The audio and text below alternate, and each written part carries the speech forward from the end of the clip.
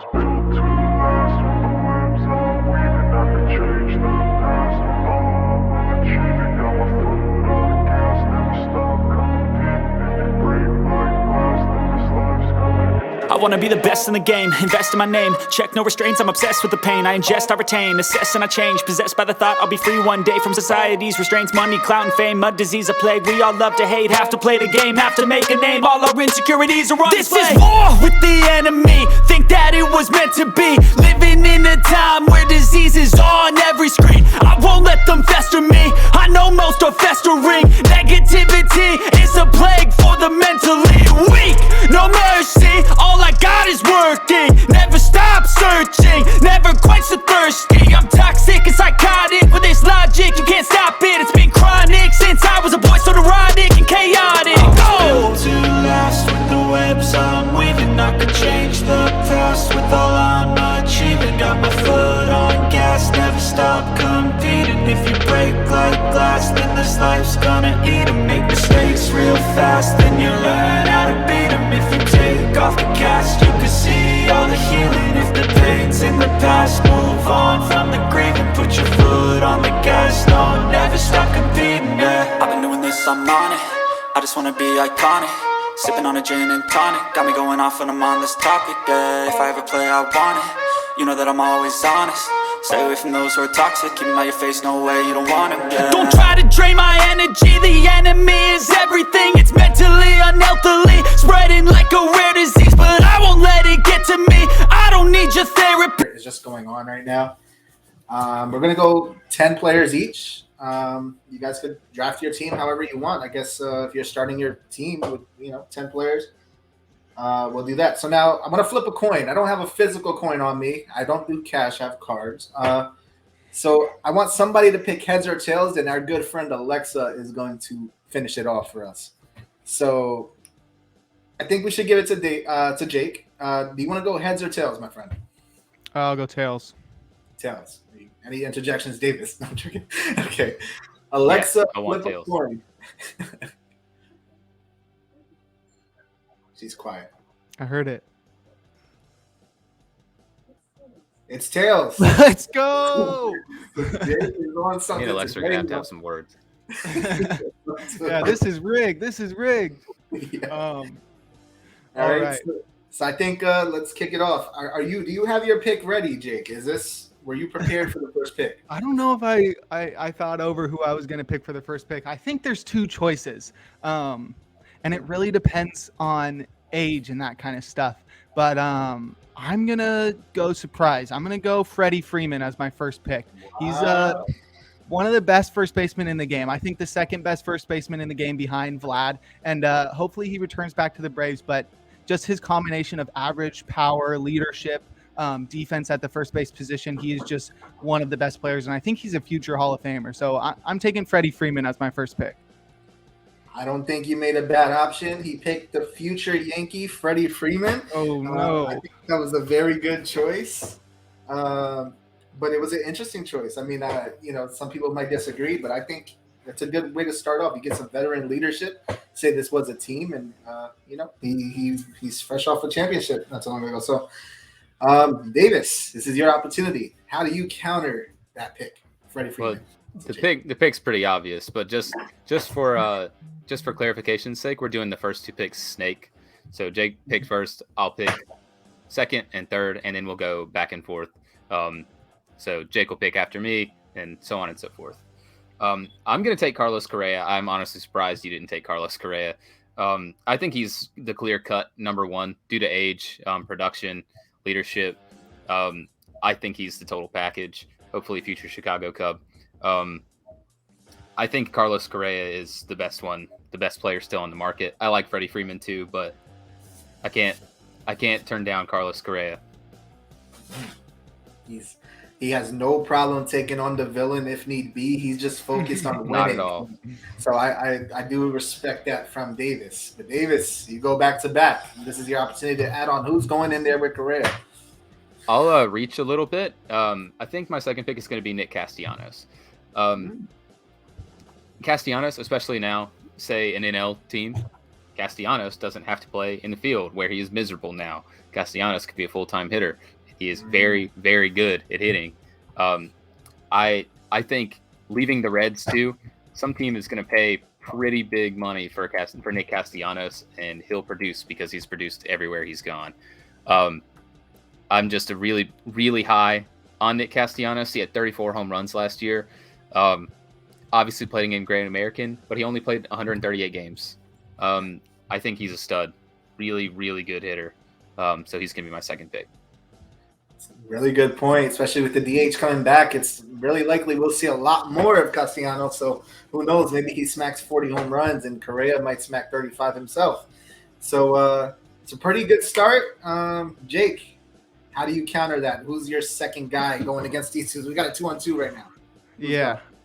All right, so I started with Freeman. I got a couple choices, but after Davis took Correa, I think that leaves the top shortstop on the board. We know this is a historical class of free agent shortstops this year, so I'm going with Trevor Story. He was obviously incredible with the Rockies. Power, speed, almost like guaranteed 25-25 guy. Really incredible defense at shortstop. I think wherever he ends up, he's going to be really solid. And to pair that with Freddie Freeman, I mean, I would take those two free agents and add them to my favorite team any day. My pick's Trevor Story.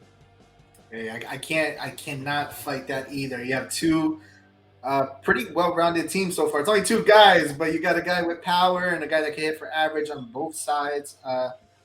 Some defense and some speed as well. By the way, I didn't show it early on. I'm going to keep a small track, a little knockoff graphic here. This is what we have so far. Oh, there's a missing Y. But it's okay.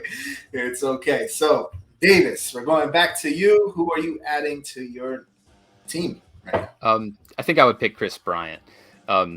Bryant hasn't had the best offensive seasons in the last two, but we all know what he's capable of producing.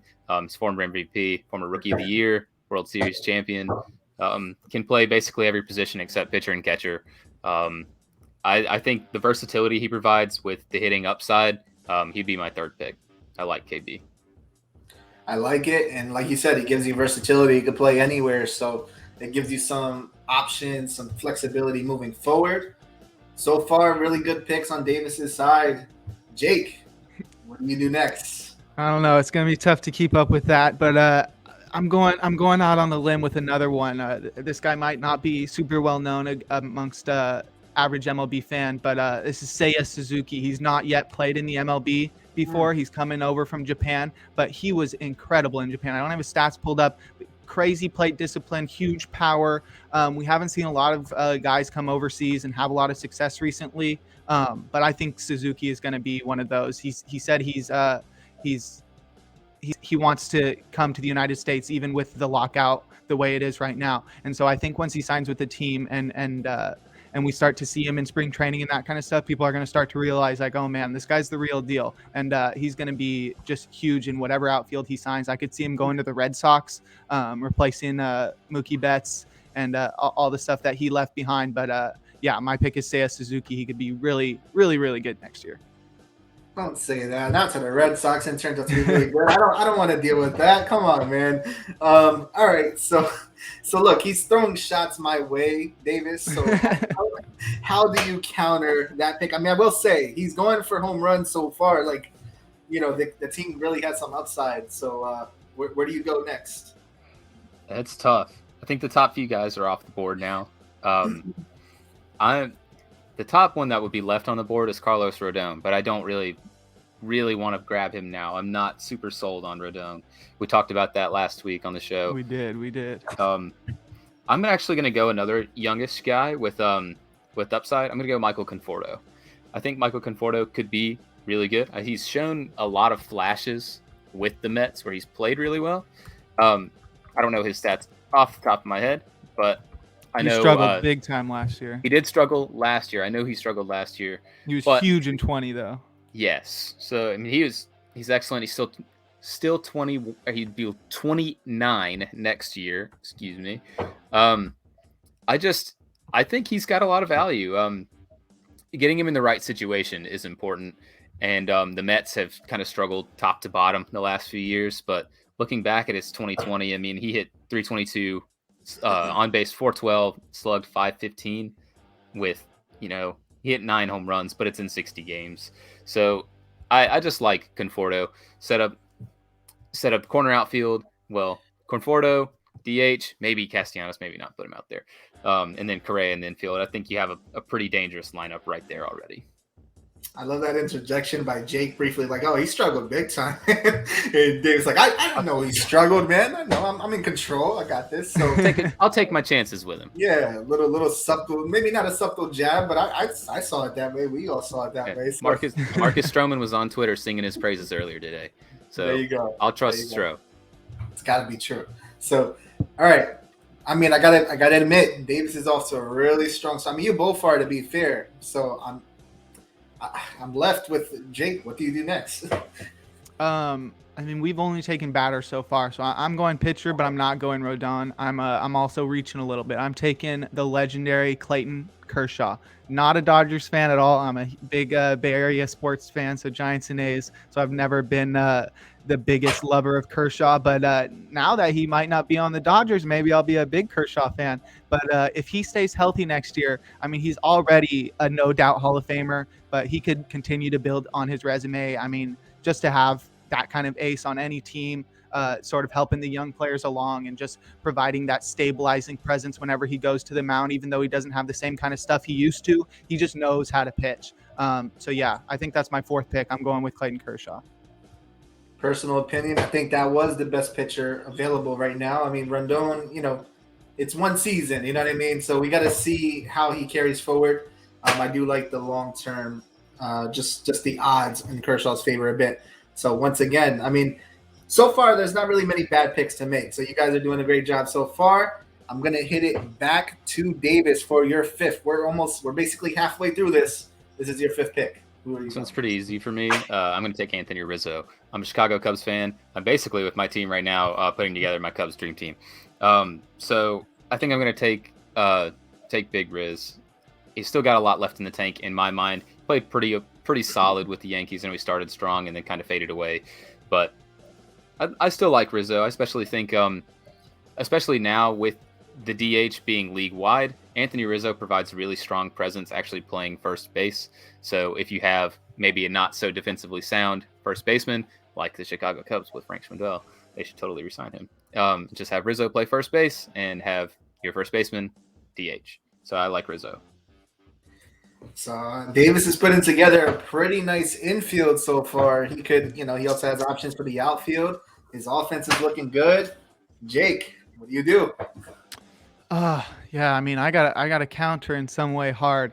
I'm deciding between two players right now. One of them was a big World Series hero this past year, and one of them has been a big World Series hero in the past. But I'm going with Jorge Soler.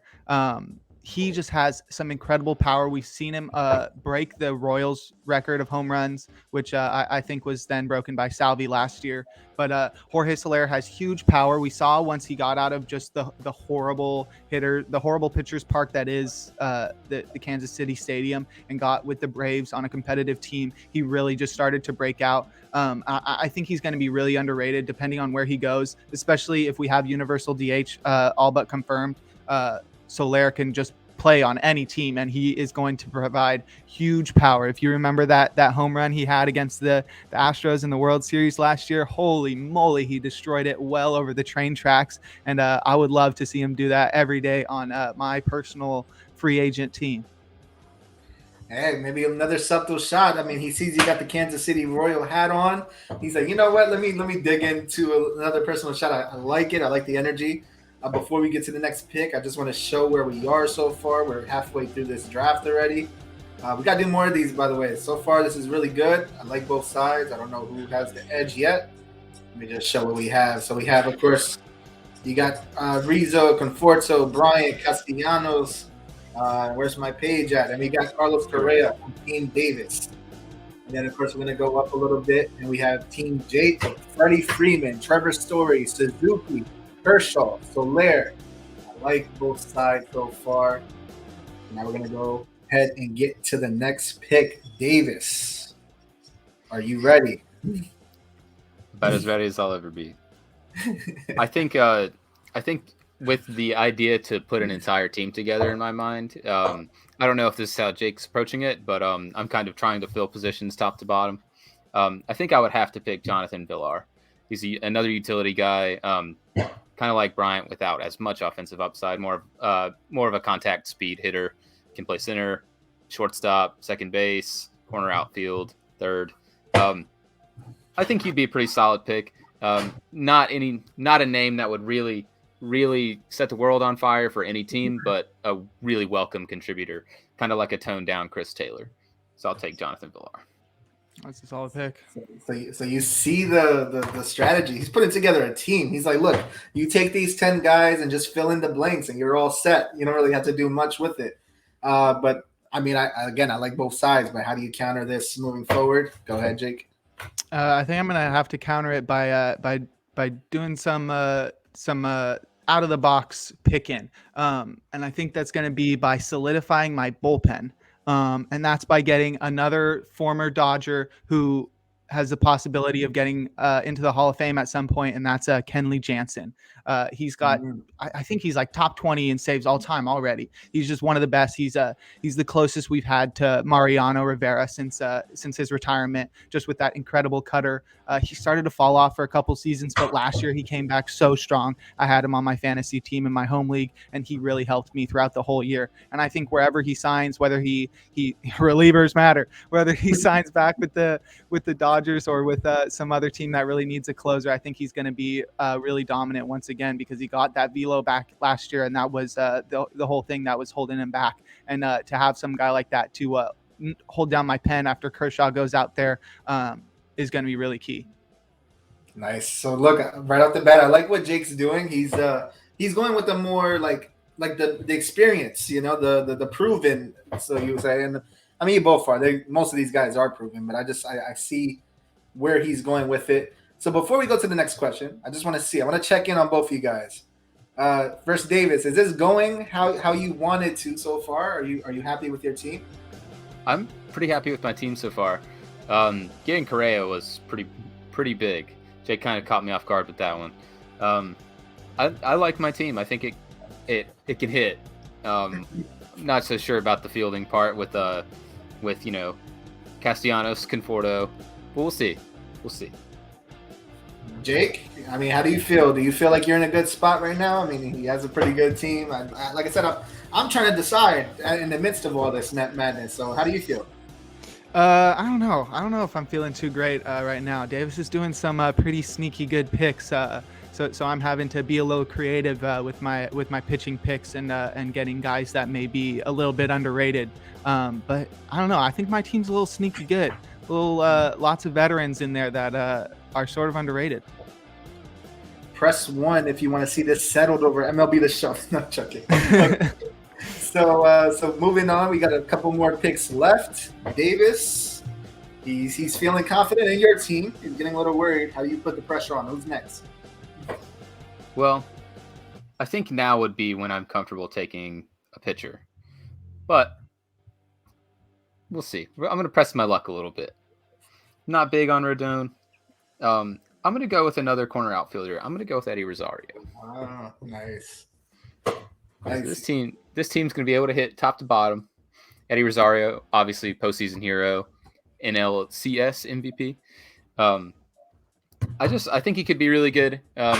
He still needs to play at that level. Everyone knows Eddie Rosario, big power, solid fielder, absolutely refuses to walk. I think he could be still pretty good this upcoming season. I'm really surprised a team like the Marlins hadn't already signed him before we hit the lockout. I know they picked up Avisail Garcia, but I like Eddie Rosario.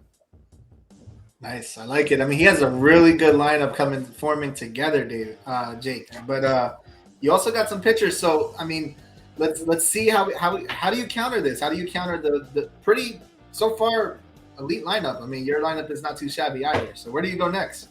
Well, when he said corner outfielder, I thought he was going for somebody else, especially because it was somebody that I was thinking about picking just a couple rounds ago when I picked Soler. but picking the guy that I'm sort of talking around right now would lead me to force maybe a corner outfielder into center field, which would be sort of a little disgusting. But you know what? I'm going for it. I'm taking Schwarber. He's just got such a high ceiling. Last year he was just incredible. On the Nationals, he went. He had a whole month where he was just hitting. It just seemed like everything was a home run. Anything thrown his way was a home run. He ended up getting injured, and that took him out of that hot streak. But then he got traded to the Red Sox, and he got to play a little bit in the postseason. He moved to first base a little, so that gives me a little bit of positional flexibility. But nobody's moving Freddie Freeman off first. But Schwarber just makes my lineup just so deep with his power and plate discipline, and I'm surprised he lasted this long into the draft.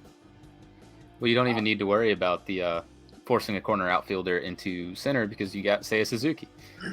He was a right fielder in Japan. I don't know if he's a big speed guy. I don't know. Most of the time when I think of power and plate discipline guys, I don't think they're too fast. But honestly, I don't know. I haven't watched him play defense. Maybe he does have the possibility. That's definitely would be the guy who I'd be putting in center over Schwarber and Soler, of course. Maybe you could throw Story in there and put Schwarber at shortstop. Let's try that out. Let's see how that. There's no information on him on Baseball Reference. It just says outfield. He's played center before. He played center in the minor leagues in Japan. Okay. You can throw him there. All right, perfect. Just fine. Perfect. Nice. I like it. I like the little banter back and forth as well. Friendly banter, of course. But okay, Davis, this is your time. You're making him make some decisions. He's not too making behind. me sweat. I think he's doing well so far. But how do you I'm gonna grab a pitcher, and it is not gonna be Carlos Rodon. I'm still not sold on him. Wow. I'm gonna go deep in the tank. I'm gonna pick a guy that I've liked for a while. I just think he really needs to play up to what his peripheral numbers should look like, and that's Yusei Kikuchi. He played in formerly Safeco. It's T-Mobile Park now. Something in Seattle. That's what it is. That's what it is. T-Mobile I'm just disappointed that they changed it. Even though Safeco is like a business too, it's always like we get attached to these former businesses. They're just like because they're so with the ballpark. A couple years ago, I actually wrote an article describing why I thought he would break out. He's always had great peripheral numbers as long as he's been in the majors. I know he's struggled, but he also plays on Mariners, who never have anything go their way. So maybe getting him in the right situation. I know there's several teams that could use a lefty starter. His fastball velocity's ticked up. I think he completely scrapped his curveball. I want to say it was in the article I wrote. For a cutter, his cutter is disgusting. I really like Yusei Kikuchi.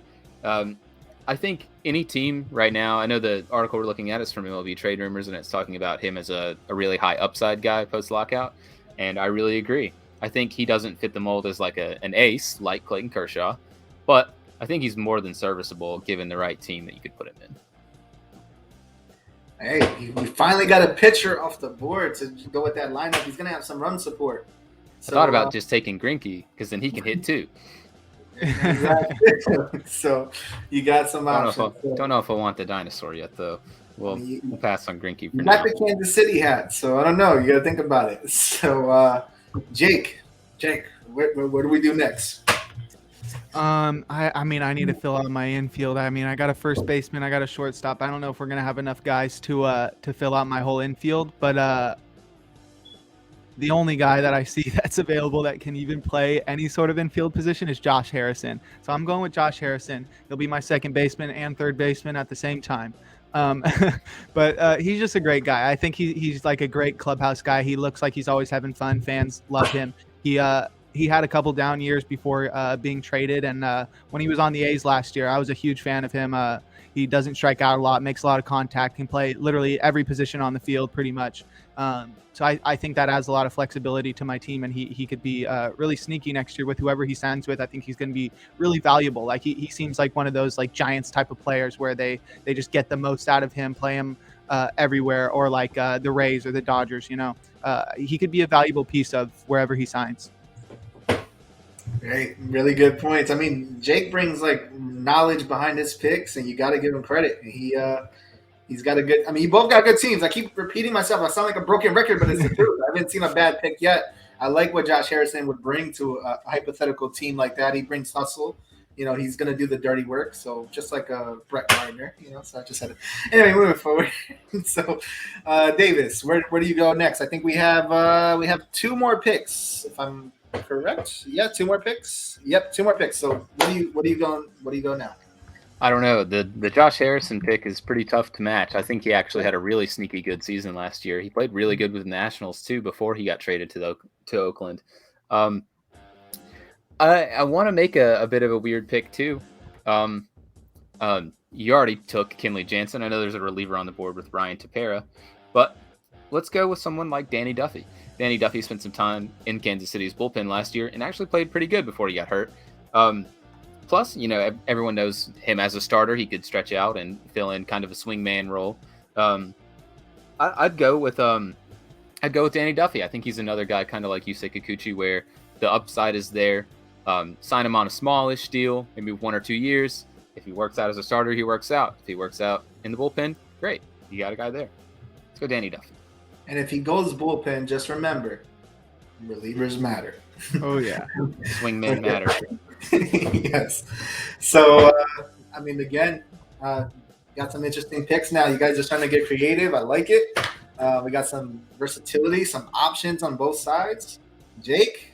We do have options. I'm once again deciding between 2 guys. One guy has slipped super far, and one guy we were talking about before the podcast even started. So I don't know. I don't know where I want to go. I don't know. I think my pitching's already pretty solid. I'm going to let Rodon keep slipping. Wow. Oh, gosh. If he goes off next year, we're going to look so stupid. I'm picking Nelson Cruz. I'm picking Grandpa Cruz. He never is not good. Just everybody thinks he's going to fall off every year. He turns 38. He goes off 39, 40. He's now into his 40s, getting close to his mid-40s. He's unsigned right now, but I think wherever he signs, he's going to just be incredible. He provides average and power. Last year, he sort of started falling off a little in the second half, but I think that was just hitting in the Rays Stadium. It's sort of difficult for some people to see back there with the backdrop they have behind the pitcher. Like Willy Adames really struggled out there. But Nelson Cruz is just going to have so many options to sign with if we have the NLDH. So I don't know. There's no reason to doubt Cruz anymore. He's just almost guaranteed to hit 30 home runs, bat at least 270, and just be a presence in whatever lineup. And I can just slot him into my DH super easily and just make my lineup just incredible. I got to say, Nelson Cruz is probably one of the safest picks to pick like in any draft. Like, you're going to get production from him, even with the increased age. So I do like that pick as well. Before we get to the last pick, I'm going to do one last recap, one little check-in on you guys. How are you feeling, Jake? How are you feeling about your team right now? Now you got Nelson Cruz. You got a pretty good lineup, honestly. Lots of power. You got some pitching. So how do you feel? Yeah, I definitely think I was able to lengthen my lineup while Davis was trying to recover from my pitcher picks. I think I got Davis beat on the pitching. Kershaw is just incredible, and so is Jansen. And I think getting those guys early was super key, especially because that left open spots in my lineup to get guys like Nelson Cruz and Schwarber later on. What about you, Davis? I mean, he was able to even the playing field out for sure. He has a point there. Your lineup is still really good though. So how do you feel? Yeah, I think I started strong, and Jake kind of has me on the pitching, obviously. You say Kikuchi and Danny Duffy, or no Kershaw and Kenley Jansen. But I like my lineup, top to bottom. Correa, Castellanos, Bryant, Conforto. Conforto on a bounce back, and Anthony Rizzo with Eddie Rosario as a maybe. Jonathan Villar is a pretty good glue guy. I like it top to bottom. Cool. All right, so I'm going to keep it right there with you. Now, this is your chance to bring it all together for now. This is our last pick. This was really fun. How do you close it? No pun intended for our next segment. All right. Well, I'm going to, at risk of being made to look like an idiot by Carlos Rodon, I'm not going to pick Carlos Rodon. With the way baseball goes now, pitchers go 5-6 innings, and then it goes to the bullpen. If Danny Duffy stays in the bullpen, great. If he doesn't, and he actually works out as a starter, I need a reliever. So I'm going to pick another reliever, and looking at this list, Ryan Tepera is the top one, but I'm not going to pick Ryan Tepera. I actually think Andrew Chafin is the best reliever still available after Kenley Jansen. He's put together 3 seasons. He's put together now 2-3 seasons in a row where he's been pretty good. It's pretty gnarly lefty out of the pen. He was nails for the Cubs in the last about 2.5 seasons, just untouchable. He finished last year with Oakland with a 2.68 ERA plus. He's just, I think outside of Jansen, who for me even represents kind of a question mark. He's old, hasn't really played well in the last few years. I like Chafin. I'm going to go with the Cowboy. I like it.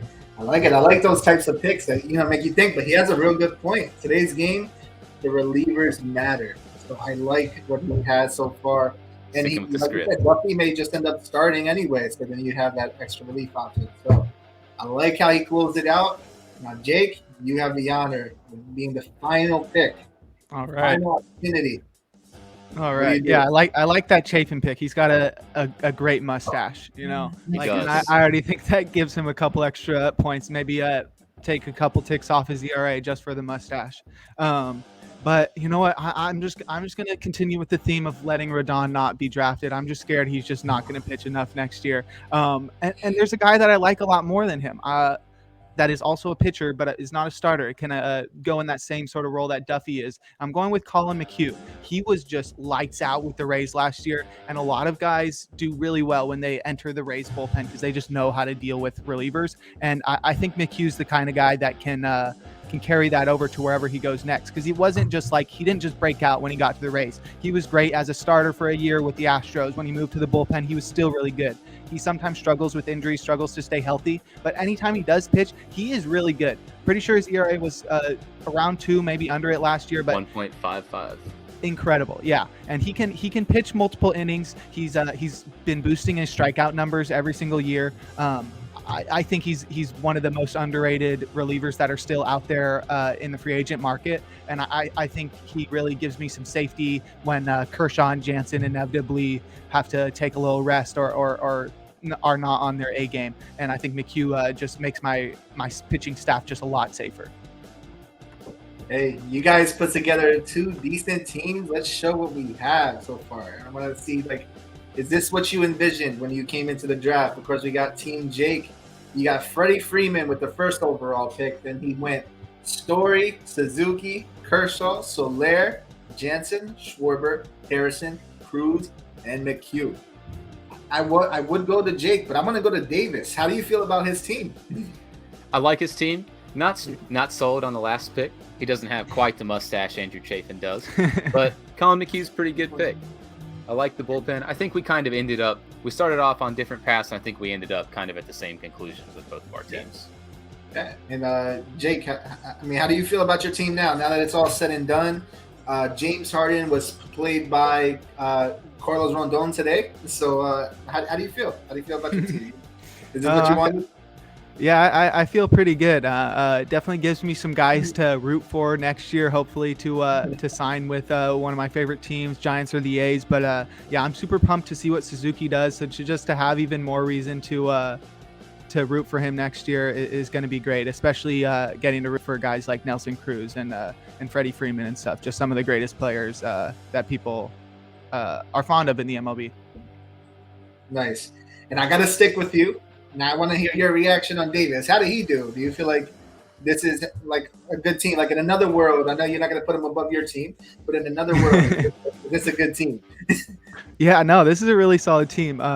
He's got just some crazy offense, especially with those first few picks. Obviously, we need to see guys like Rizzo and Conforto bounce back, but out of all the guys picked, those are some of the guarantees to at least do a little better than last year. And yeah, like that's just a super deep lineup. Obviously, he could have worked on his pitching, maybe drafted Rodon a little or at all. No, not going to do it. But yeah, no, that's a great team. Definitely competes with mine really well. And Davis, is this what you envisioned? Are you happy with what has transpired? Yeah, actually, I was already eyeballing a couple guys before the draft that I thought I would have a chance at getting. obviously I thought Correa was going to be the first pick, so I was kind of resigned of like, well, whichever one gets second is going to get Freddie Freeman and probably Castellanos, because I was going to take him. But Correa, Castellanos, Bryant, I love Chris Bryant, I love Anthony Rizzo, so have to pick him. Can't not do that. I do need to rely a lot on bounce back guys, kind of like Conforto, Rizzo, and then some more maybes on Rosario, Kikuchi, and Duffy. But I'm pretty happy with my picks. I think my lineup is good enough to bail out if my pitching is bad. So I'll go with that. Cool. So look, and then I told you guys at the end I would try to see, like, I would maybe give my opinion who picked the better team. And I gotta say it's a tough decision. There's no easy choice here. I'm gonna break it down this way. For this season, if I'm looking to win one game, or at least maybe a series, I think I'm going with Jake. Now, if I'm going long term and I'm starting a franchise, I think I'm going to go with Davis. Just that, just the age situation, lots of upside there. Very fair. Two very good teams. It's really hard to decide. So I'm going to try to share this around social medias all week. I'm going to see what they decide. I did the draft with Gary for He Takes from 3. The results don't really matter. It doesn't. It's just fun, just a bit of fun. It doesn't matter who got the more votes. Yeah, just because Gary got the most, it doesn't matter. It's just a game, guys. Okay, I'll just keep telling myself that. Me and Jake are going to war over this. Yeah. So now there's one more segment we have. We have the teams. I think we should do this again. Are we in agreement? I think this is a really fun segment. We'll have to revisit this after maybe halfway through the season, and then at the end of the season to see how our team stacked up. And we're gonna come out with an article later this week where we'll do some predictions on where these guys end up and maybe for how much. So just stay tuned to Athletes Hub. I'm really excited to see what happens once this lockout is lifted. So we're gonna have an article breaking down where we think these guys are gonna go and for how much, what kind of deals they can get. So look out for that. Now, before we go, I know we've been here for a while. If anybody's been watching the whole show, I saw a couple viewers coming in and out, comments. We appreciate it. Thank you. Before we go, we leave you with one last nugget. We gotta bring in the closer. This is free baseball. So we have one guy we wanted to bring up. It's none other than the great. Let me see if I can get this banner. Technical difficulties. Bring in the closer. Jason is Ringhausen. He tried to spell my name, Isaiah Hansen, and the last name got it wrong. Jake, what do you say on this guy?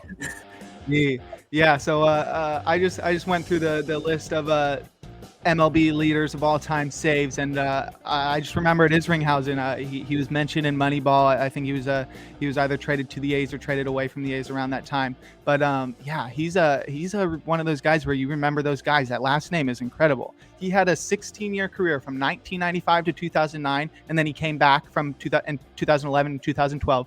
He played with the Mets, the A's, the Cardinals, the Rays, and the Angels. He's best known for his time with the Cardinals, where he was just an incredible closer, obviously. But he came up as a top prospect starter for the Mets. He was one of a group of huge starting pitching prospects that the Mets had coming up in the early 90s. And he made his debut in July of 1995 at the age of 22. So he was a really big prospect.